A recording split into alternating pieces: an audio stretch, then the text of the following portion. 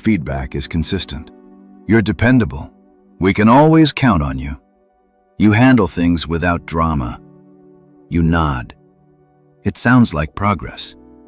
But months pass, then a year.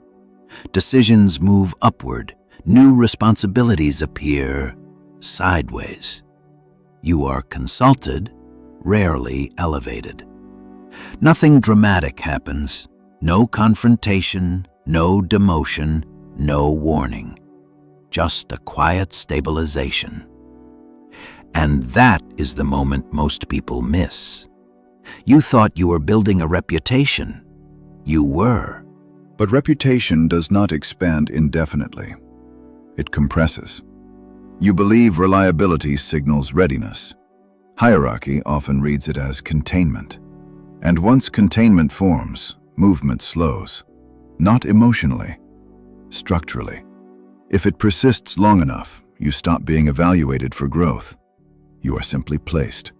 That is the trap. Your professional identity solidifies into a fixed role. The psychological friction begins. Trusted, but not advanced. Respected, but not repositioned. The hidden inversion.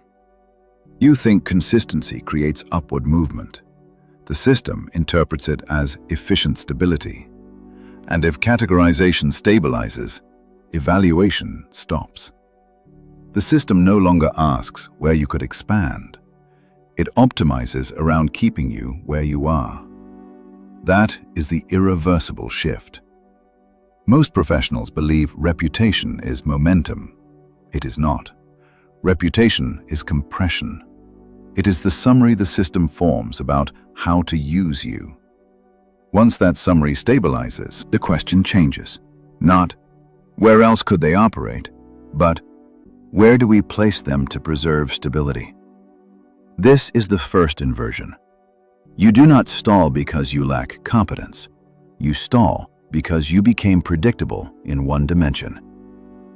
Hierarchy optimizes around predictability. Predictability lowers management cost. Lower management cost reduces repositioning incentive. Repositioning is what advancement requires. Define this precisely. Reputation is behavioral expectation, not intention, not potential. Expectation. The most visible pattern becomes the most assumed identity. Always responsive, always cooperative, always steady, always available. You become categorized as a stabilizer. Stabilizers are essential. They are rarely directional. This is not personality. It is cost allocation. Hierarchy moves those who redirect energy. It retains those who absorb it. Being useful to power is not the same as possessing it. Utility secures position. Direction alters structure. Most professionals mistake usefulness for leverage. Watch a meeting. A proposal stalls. Ambiguity rises. You intervene. You clarify. You translate tension. You smooth tone. The room exhales. You solved friction, but you reinforced your category. You reduce disruption. You do not redefine direction. Subtle difference, massive outcome. Here is the mechanism. Hierarchy evaluates one variable repeatedly. Where does this person reduce uncertainty most efficiently? If the answer remains in their current role, advancement pressure declines. The system stabilizes. Not maliciously, mathematically. Effort does not produce elevation. Effort reinforces current value. Elevation requires perceived directional expansion. Those are different signals. Most people think leverage comes from being needed. Being needed creates dependency. Dependency locks position. Leverage comes from optionality.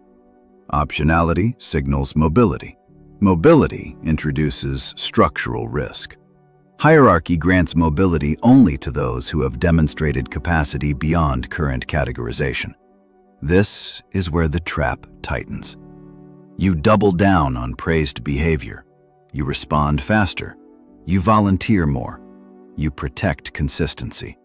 You believe increased reliability produces increased trust. It does, but what you are trusted with is maintenance. Because maintenance is what you made effortless. The system protects stability. You became stable, so you became fixed. Notice how quickly you say yes. A task appears, you accept before negotiating scope. You interpret it as initiative. The system records compliance. Each unexamined yes lowers perceived boundary. Every automatic yes becomes a reaction receipt. Receipts accumulate. Hierarchy audits patterns, not intentions. Lower boundary equals lower positional weight. Authority is partly measured by refusal. Reliability without refusal becomes extraction. Extraction reshapes identity. Each absorbed pressure point updates the access ledger. More access to your time, more access to your regulation, more access to your availability. The ledger does not reset automatically. Map the structure clearly. Consistency builds trust. Trust becomes expectation. Expectation becomes role definition. Role definition narrows evaluation range. No evaluation range stalls expansion. Nothing dramatic occurred. You stabilized into usefulness. Usefulness is not direction. Direction is repositioning. Reputation becomes a ceiling the moment it stops expanding, and most ceilings are built from behaviors that once earned praise. The confusion begins here. I'm doing everything right. Correct. You are optimizing your current category, not expanding it. Hierarchy does not promote effort. It promotes perceived capacity to shift structure. If your behavior reinforces structure, you are not read as someone who reshapes it. Reshaping, even slightly, signals leadership potential. Now observe micro-calibrations. When senior leadership enters, do you compress your speech, clarify more than necessary, over-contextualize to prevent misunderstanding? These are subtle, but they signal hierarchy sensitivity.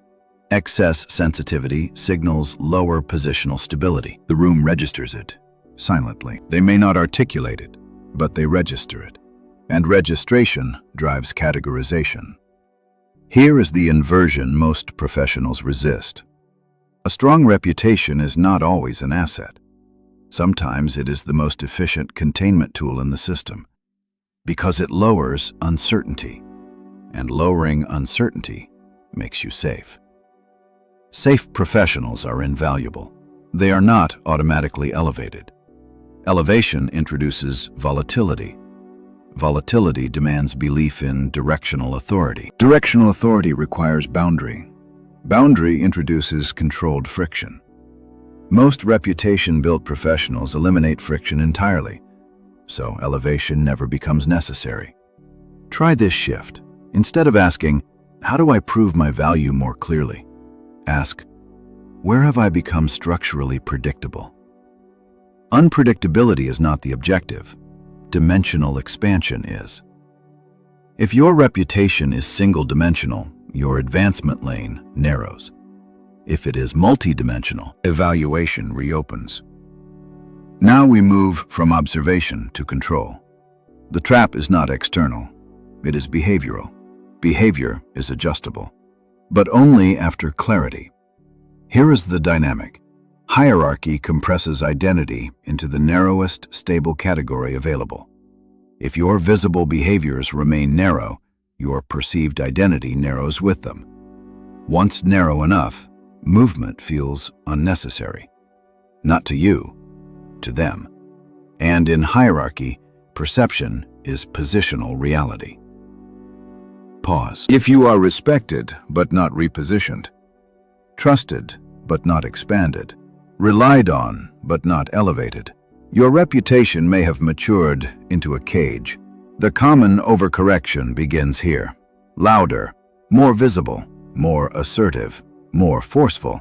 That is not expansion. That is volatility. Volatility without structural shift reads as instability. The objective is not to rupture trust. It is to widen it. Reputation becomes a trap when it lacks dimension. So the question becomes precise. How do you widen perception without collapsing stability?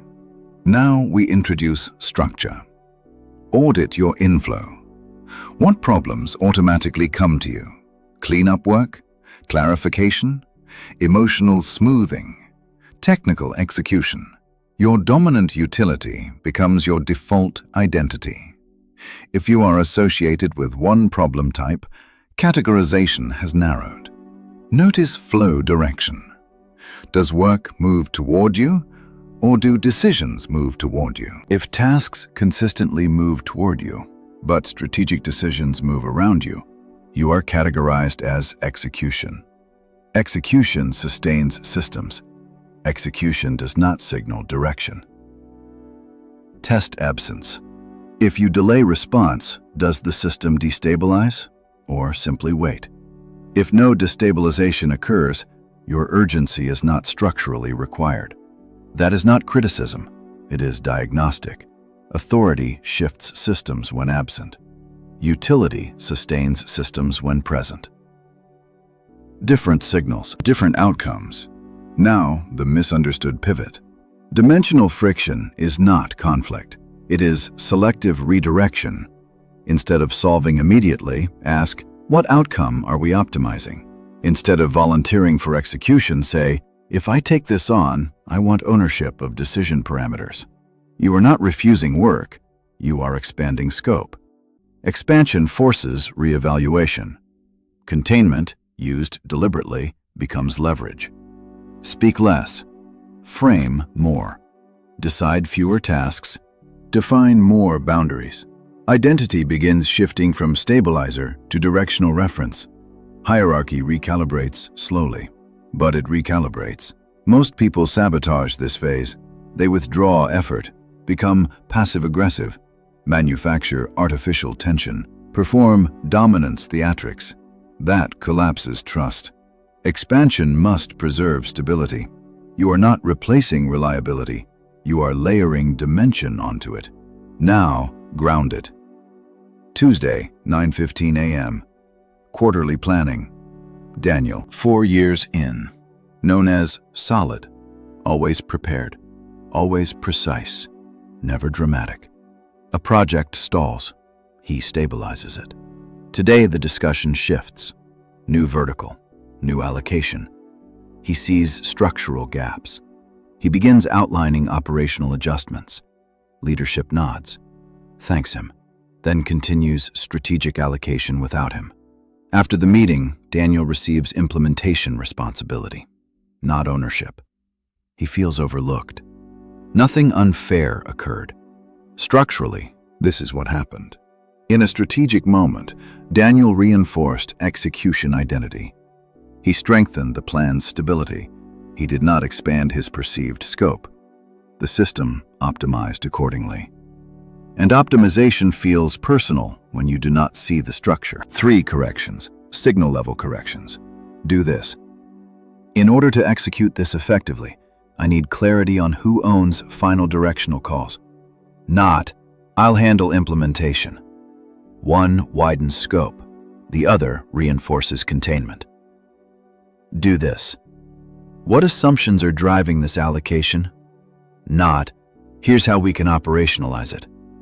One interrogates structure, the other services it. Do this. If I'm accountable for results, I need authority over X. Not, I'll make it work. One defines boundary, the other absorbs pressure. Subtle shift, massive signal difference. Now tactical language. I'm comfortable executing this, but I'd like to shape the criteria. Before moving forward, can we clarify decision authority here? If I'm responsible for outcomes, I need visibility into the trade-offs. These do not create conflict. They expand perimeter. Perimeter expansion forces recategorization. Now audit yourself. Are you described as reliable more often than strategic? Assigned execution more than ownership? Responding immediately without negotiating scope? Consulted for stability, but excluded from directional calls? Workload increasing without proportional authority. If 3 apply, compression has started. If most apply, containment has matured. Reliable more than visionary. Smoother more than shaper. Rarely declining. Introduced by title, not impact. Ideas accepted, but not attributed strategically. Calendar expanding. Authority static. Execution slows when absent. Direction continues. Functional, not expansive. Now protocol. 7 days. Behavioral recalibration. Day 1. Observe. Track every automatic yes. Day 2. Delay.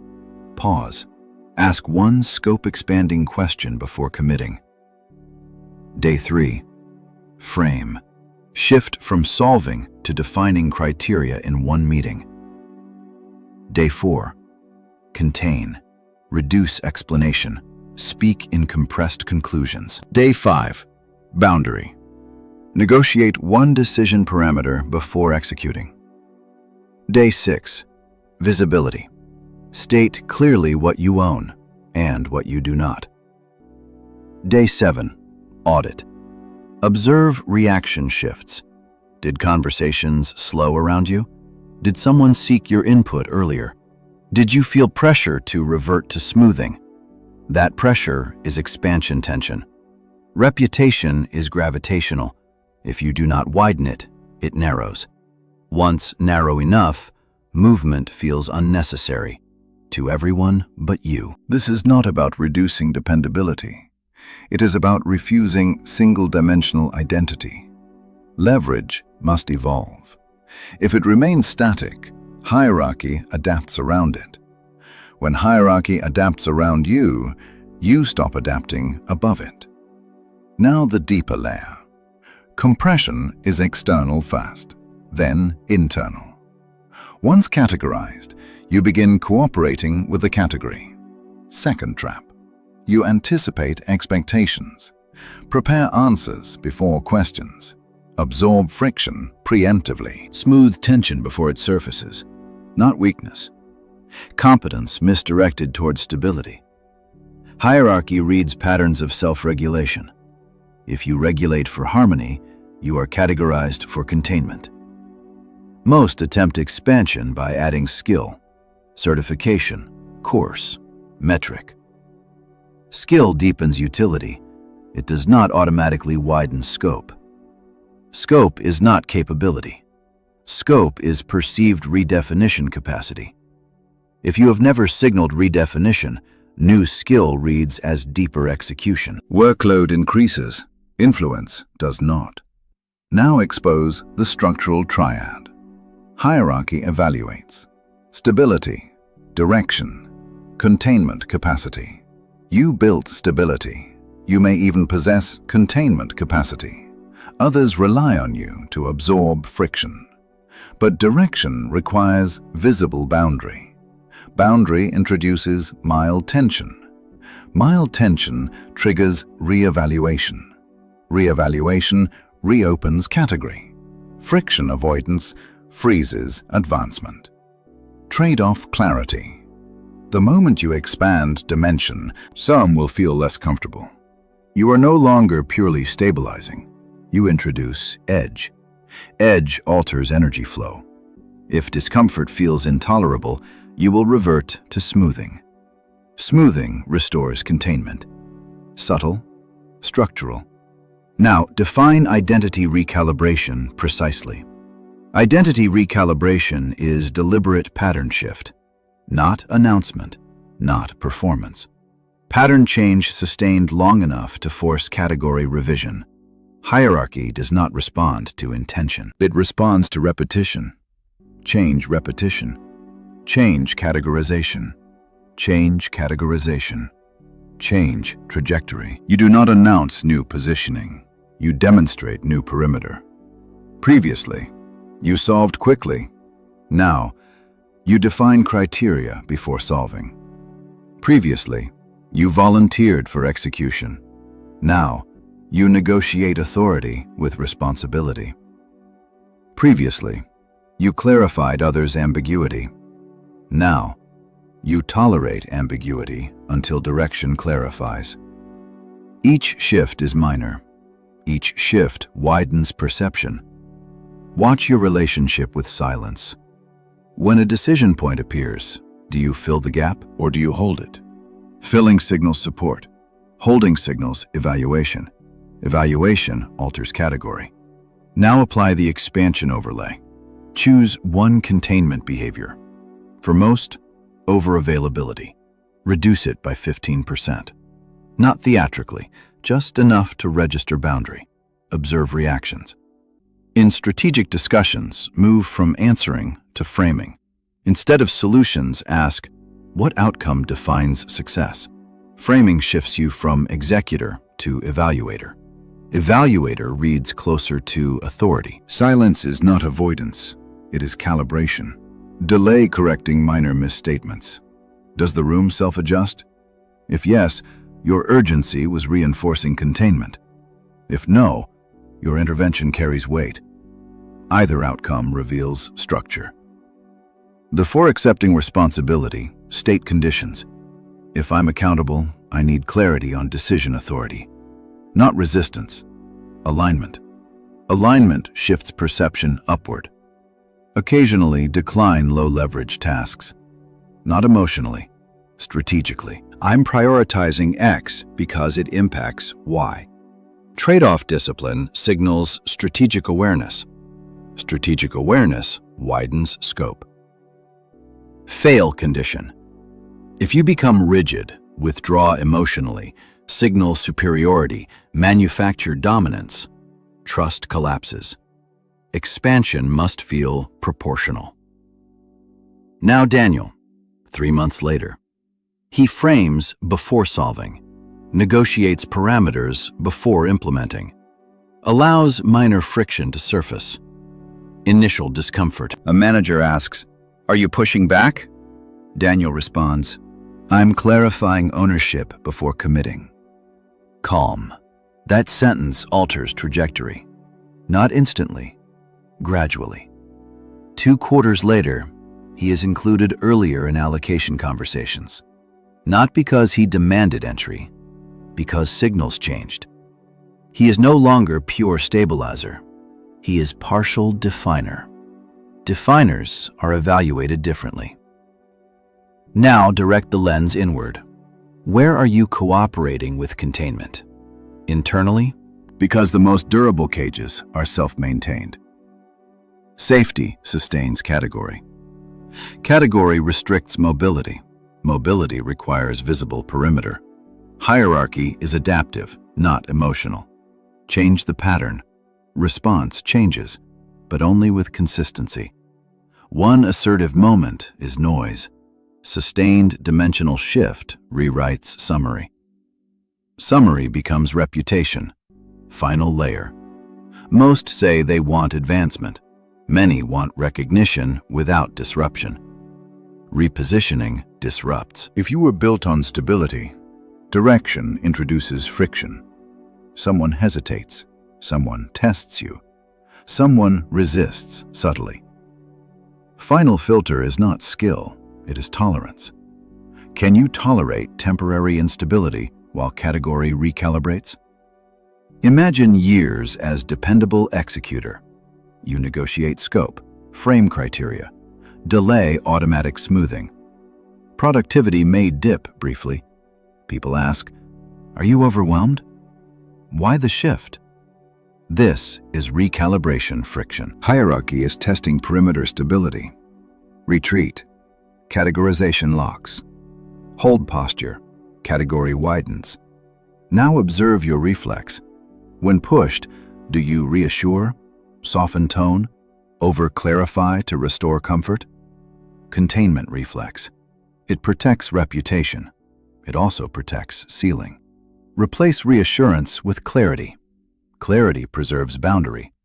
Reassurance dissolves it. Another inversion. Reputation is not how others see you. It is how much correction others feel required to apply to you. If they rarely correct you, but never adjust around you, you become stable background. Background is valuable. Background is rarely promoted. Promotion follows directional gravity. When ambiguity rises, does the room orient toward you, or does it expect you to fix what emerges? One signals gravity, the other signals maintenance. And maintenance, no matter how praised, is containment. One pulls tasks, the other pulls trajectory. Sharpen it. Execute a gravity. Problems move toward you. You absorb friction. You reduce uncertainty. Stability returns after you intervene. Directional gravity. Ambiguity slows until you speak. Decisions recalibrate around your framing. Others wait for interpretation. Adjustment begins before you act. You cannot build directional gravity while reinforcing executor gravity. Both useful. Only one expands role. Advanced corrections. Controlled visibility. Do not narrate effort. Narrating workload reinforces operational identity. Reduce effort explanation. Increase outcome framing. Selective escalation. Choose one strategic issue per cycle. Engage upward through structure, not force. What long-term constraint does this create? How does this decision alter next quarter's resource flow? These questions reposition cognition. Refusal without drama. I'm not the right owner for this. It belongs at X level. Not avoidance.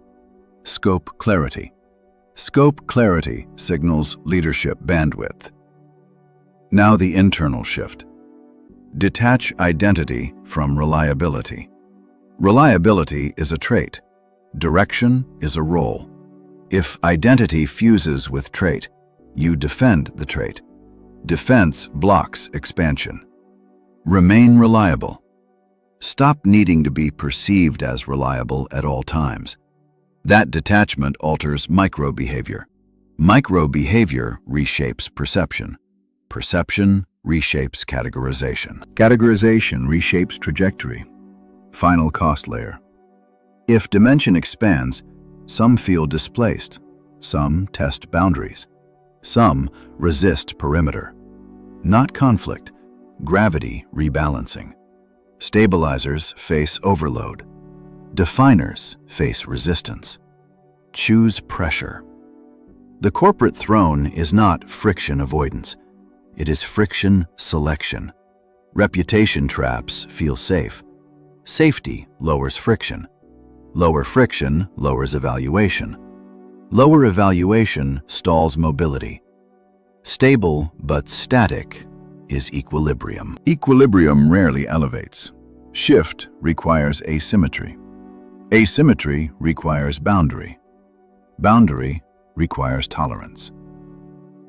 Final calibration. Where have you made yourself too easy to place? Which behavior reinforces category most? What mild friction are you avoiding? Where are you overperforming to protect reputation? What shifts if small discomfort is allowed? Do not answer quickly. Fast answers protect containment. Hierarchy is structural. It does not reward effort alone. It rewards dimensional capacity. Widen perception, trajectory adjusts. Remain single-dimensional, structure stabilizes around you. Stagnation feels personal. It is equilibrium. A stalled career rarely collapses. It crystallizes. Reputation feels like security. Security without expansion becomes structure. Structure becomes ceiling. You stabilized so effectively that evaluation stopped. Not incapacity. Containment signal. The cost is not delayed promotion. It is gradual identity reduction. Absorb friction without widening perimeter. You teach the structure where to keep you. No one installs the ceiling. Pattern does. Hierarchy adapts to repeated signals. Signal stability. Remain placed. Signal directional gravity. Categorization reopens. Uncomfortable truth. You were not trapped. You were legible. Legibility makes you deployable. Deployable makes you fixed. From here, ignorance is removed. Every automatic yes. Every unnecessary reassurance. Every tension you neutralize instead of define becomes conscious participation. Awareness removes excuse. If compression remains, it is no longer structural. It is behavioral. Behavior repeated becomes identity. Identity repeated becomes trajectory. And trajectory, sustained long enough, becomes fate.